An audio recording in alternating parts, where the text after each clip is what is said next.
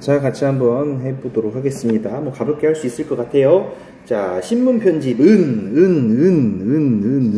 이거 뭐죠? 기본적으로 한정보조사 은이 또 등장을 했네요. 그렇다면 요게 이제, 앞에 나와 있고, 그 다음에 편집, 신문 편집이라는 말이 또 얼마나 등장을 하나 봅시다. 뭐 편집도 나오고요. 그 다음에 신문 편집도 나오고요. 그 다음에 뭐 편집도 나오고요. 편집도 나오고요. 기본적으로 거의 문장마다 편집이라는 말은 빠지지 않고 있어요. 뭐 지시어를 통해서도 이제 계속해서 얘기가 되어지고 있고요. 그렇기 때문에 일단 이 문단 안에서의 어떤 핵심어, 중심 화제는 굉장히 쉽게 찾을 수가 있습니다. 그래서 이 신문 편집이라는 중심 화제를 가지고 한번 어떤 얘기를 진행을 하는지 한번 파악을 해보도록 하겠습니다. 신문 편집은 얼굴 화장에 비유하기도 한다. 좁은 의미의 편집을 메이크업이라고 하는데 이 말은 원래 여자 배우의 화장이나 분장을 의미한다. 1번하고 2번 문장은 거의 그냥 같은 얘기를 하고 있어요. 1번하고 2번은 사실상 이어진 문장으로 봐도 상관없을 정도로 같은 얘기를 지금 하고 있고요. 신문 편집을 신문 편집을 화장, 메이크업 이라고 이제 얘기를 하고 있습니다. 화장은 굉장히 좋은 거지만 어떻게 보면 가짜적이죠. 그래서 이 화장이나 메이크업이라는 것의 어떤 부정적인 속성을 3번에서부터 이제 부각을 시키고 있어요. 그래서 3번은 따로 또 분류를 해줘야 되겠대요. 부정적 속성을 부각시키기 시작을 하죠. 그래서 거짓 꾸밈이라는 말로 이제 정의를 합니다. 흥미로운 것은 바로 이 단어가 허구, 즉 거짓 꾸밈이라는 뜻도 지닌다는 사실이다 라고 얘기를 하면서 이 3번에 대한 예시를 4, 5, 6번 문장을 통해서 스포츠 신문에서 어떤 식으로 편집을 하고 그게 어떤 의도가 있는지에 대해서 얘기를 하고 있습니다. 신문 편집의 이러한 성격은 스포츠 신문에서 극단적으로 드러난다. 스포츠 신문의 경우 일면에 거의 기사가 들어가지 않는다. 일면 전체가 대부분 표제와 사진으로 처리되어 있고 특히 오른쪽 윗부분에 사람들의 눈이 많이 가는 부분이죠. 선정적인 사진이 거의 매일 실린다. 이게 뭐 때문에 그런 거예요? 이런 편집의 목적이 신문을 한 부라도 덮어라 더 많은 이윤을 올리는 것에 있긴 하지만 역설적으로 신문이 기사가 아니라 편집임을 새삼 시사해준다. 7번 같은 경우 6번이랑 한 달이 걸치고 있지만 결론을 담고 있으니까 따로 빼겠습니다. 그래서 7번에서 신문은 기사가 아니라 편집이다. 이 말이 무슨 말이에요? 신문이라는 것은 기본적으로 팩트가 아니라 의도를 갖고 있는 편집의 힘을 가지고 있는 어떤 그런 속성을 가지고 있는 매체다라는 것들을 지금 얘기를 하고 있죠. 그래서 문장 간의 연결관계를 그려보면 이렇게 한번 그려볼 수 있을 것 같습니다. 이 안에서 중심 내용을 찾아내는 일은 굉장히 쉽겠죠. 자, 그 다음에 이제 이어서 마지막 활동입니다. 좀 글이 긴데요. 특히 경제학과 가려고 생각하는 사람들은 면접에서도 써먹을 수 있는 어떤 좋은 소스가 되니까요. 잘 읽어보시고 그 다음에 이것도 마찬가지로 똑같이 하겠습니다. 문단을 한번 일단 구별을 좀 해볼게요. 일단 첫 번째 문단 여기 있고요. 그 다음에 두 번째 문단이 지금 잘못 표시되어 있어요. 여기 이제 두 번째 문단인데 들여쓰기가 안 돼 있습니다. 그래서 요거 이제 수정을 좀 해놓으시고요. 2번 문단으로 표시를 좀 해놓으세요. 그 다음에 요게 3번 문단, 그 다음에 왜 안 움직이냐? 그 다음에 4번, 그 다음에 5번, 그 다음에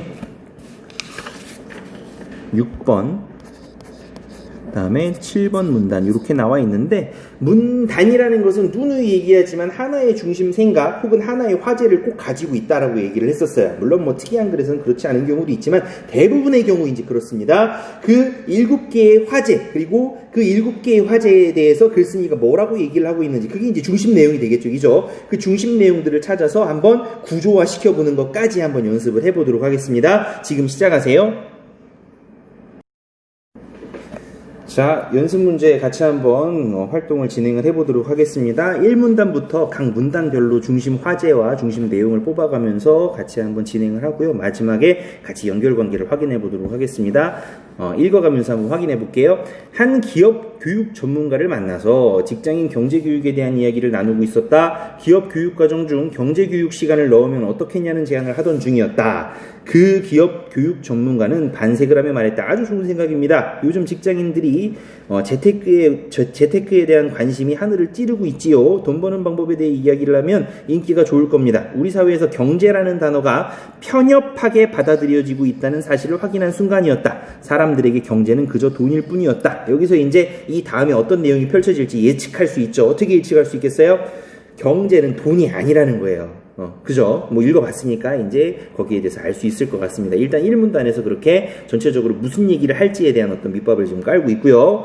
일단 뭐 옆에 한번 써봅시다. 경제에 대한 편견을 가지고 지금 경제에 대해서 얘기를 시작을 하고 있죠. 경제에 대한 편견. 어떤 편견이었어요? 경제는 돈을 다루는 것이다 라는 어떤 편견. 우리도 보통 그렇게 인식을 하고 있었는데 이 글을 보면 이제 인식이 좀 바뀔 수도 있을 것 같네요. 자, 2문단입니다. 사실 경제는 돈이고 경제학이 돈에 대해서 이야기하는 학문이라는 생각은 오해래요. 오, 충격인데요. 경제학 원론 교과서만 펴봐도 알 수 있는 이야기이다. 경제학 원론에서 가장 먼저 나오는 개념은 돈이 아니다. 모든 경제학 원론 교과서의 첫 번째 장은 효용, 유틸리티네요. 전에 내가 얘기했지만 따옴표가 나오고 뒤에 이제 영어가 병기되어 있거나 한자어가 병기되어 있는 어떤 그런 단어들은 핵심어일 가능성이 높다라고 얘기를 했었죠. 그죠? 이게 중요한 단어. 핵심어가 아니더라도 나중에 이제 문제가 이제 병기가 돼 있으면 그 문제를 푸는 데 중요한 키워드가 되는 단어일 가능성이 높으니까 일단 주목을 좀 해야 돼요. 효용이란 인간이 느끼는 만족 또는 행복을 뜻한다. 효용은 행복, 만족과 같은 말이네요. 사실 다 읽어봤으니까 알겠지만 이 글 전체의 주제어가 바로 행복이죠. 그죠? 결국은 같은 말입니다. 즉, 중요한 표지입니다. 경제는 원래 인간의 행복과 만족과 관련된 영역이고, 즉, 뒤에는 이제 결론이 나오게 돼 있죠. 이 문단에서 하고 싶은 말이 요약돼서 제시가 됩니다. 경제학은 인간의 행복과 만족을 어떻게 극대화할 수 있는지 연구하는 항목이다.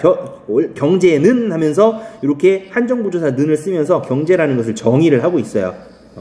돈에 대한 게 아니라 원래는 인간의 행복과 만족과 관련된 영역이다. 그걸 다루는 학문이다. 라고 지금 얘기를 하고 있습니다. 1번과 2번이 이제 그렇게 연결이 되어지고 있어요. 1번에서 보통 사람들이 많이 가지고 있는 편견을 얘기를 하면서 2번에서 경제학에 대해서 이제 정의를 좀 하고 있죠.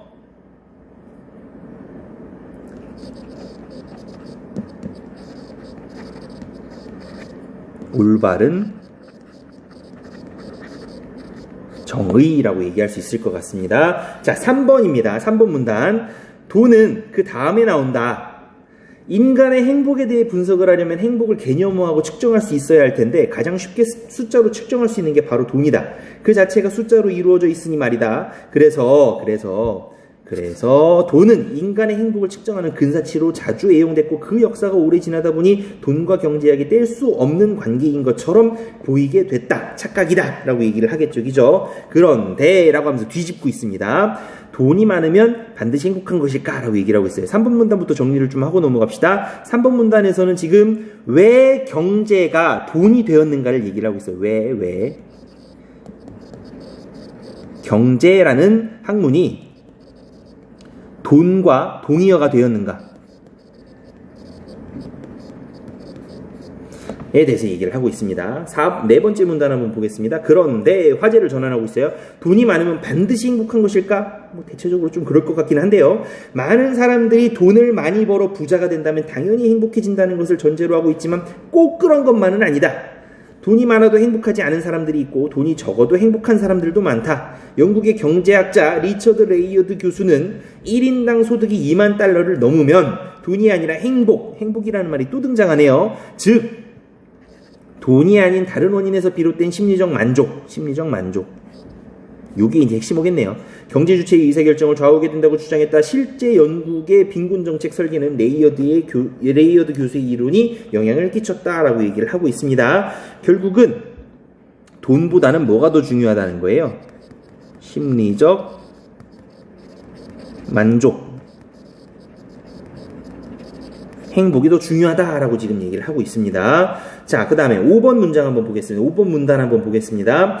돈이 아니라 행복을 경제지표로 삼아야 한다는 이론들을 통틀어 행복경제학이라고 부른다. 행복경제학이라는 용어가 있나봐요. 행복경제학에서는 국가의 경제정책을 목표로 국내 총생산, GDP라고 얘기를 하죠. 그것만 따질 게 아니라 행복도 따져야 한다고 주장한다. 국내 총생산은 돈으로만 계산되는 것인데 이래서는 그 나라가 얼마나 잘 사는지 제대로 따져볼 수가 없다는 이야기이다. 돈으로 채워지지 않는 되는 부분까지 계산하라는 것이다. 되게 어렵겠네요. 그죠? 뭐에 대해서 얘기를 하고 있어요? 말 그대로 그냥 행복, 경제, 학에 대해서, 자체에 대해서 얘기를 좀 하고 있죠. 그죠? 뭘 행복 경제학이라고 부르는지. 6번 문단 한번 보겠습니다. 최근에는 행복 경제학에 반대하는 경제학자라도 인간의 후생, 행복을 측정하는데 좀 더 정교한 모형이 개발돼야 한다는 데는 대체로 동의하는 분위기다. 돈만으로는 불충분하다라는 거죠. 그죠? 한계가 있다라고 말할 수도 있겠네요. 그 다음에 돈은 세기가 쉽기 때문에 경제학의 분석 대상이 됐지만 다른 행복의 요소들은 세기 어렵다는 이유만으로도 분석 대상에서 제외되었다는 이야기이다. 숫자라는 게 묘해서 지표로 만들어 놓으면 사람들이 거기에 맞춰서 변한대요. 자꾸 돈 거리니까 사람들이 진짜 돈 있으면 행복해지는 줄 알고 막 돈을 막 추구해가는 그런 물질 만능주의 사회가 되어가는 것처럼 지표로 만들어 놓으면 사람들이 거기에 맞춰서 변한다는 거. 이것도 문제점이겠죠. 그죠? 한계이면서 또 뒤쪽에서 뭘 얘기하고 있어요? 그 폐해에 대해서 얘기를 하고 있어요. 두 가지 얘기를 하고 있는 겁니다. 이 문단 안에서. 돈이라는 것에, 돈 글자가 왜 이러냐 이거. 돈이라는 것을 경제적 지표로 했을 때 그때의 한계가 있고 그 다음에 그 폐해가 있죠. 그죠? 그래서 그 두 가지에 대해서 지금 얘기를 하고 있어요. 7번 문단 보면서 마무리를 하겠습니다. 기억하자. 경제는 원래 행복을 다루는 분야이다. 사람들은 자신의 행복을 스스로 만들어 보려 경제에 관심을 갖는다. 그런데 많은 경제 이론가들이 인간의 행복을 측정하는 가장 편리한 도구로 돈을 사용한다. 그래서 사람들은 경제가 돈이라고 여기게 되었다. 이건 그저 잘못된 소통에서 비롯된 오해일 뿐이다. 오해부터 바로잡고 나서 경제를 논하자라고 하면서 전체 글을 갖다가 요약하면서 자기가 하고 싶은 말을 반복하면서 글을 마무리를 짓고 있습니다. 굉장히 잘 쓴 글인 것 같아요. 여기 이제 정리를 해보면 경제라는 것은 돈이 아니고 행복과 관련된 학문이다 라고 이제 얘기할 수 있겠죠. 전체적인 연결관계를 한번 구조도로 한번 그려보겠습니다. 일단 첫 번째 문단에서 뭘 얘기했었냐면 경제학이라는 것에 대한 일반인들이 가지고 있는 편견을 얘기를 했었고요.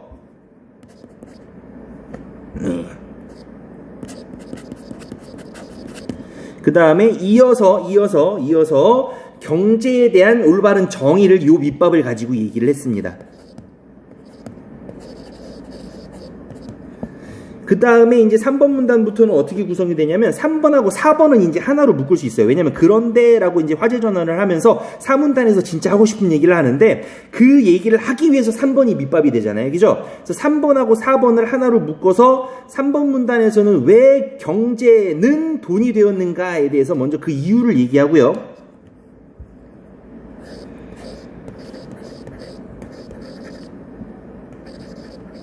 왜 경제는 돈이 되었는가? 그 다음에 4번 문단에서는 뭘 얘기하고 있어요?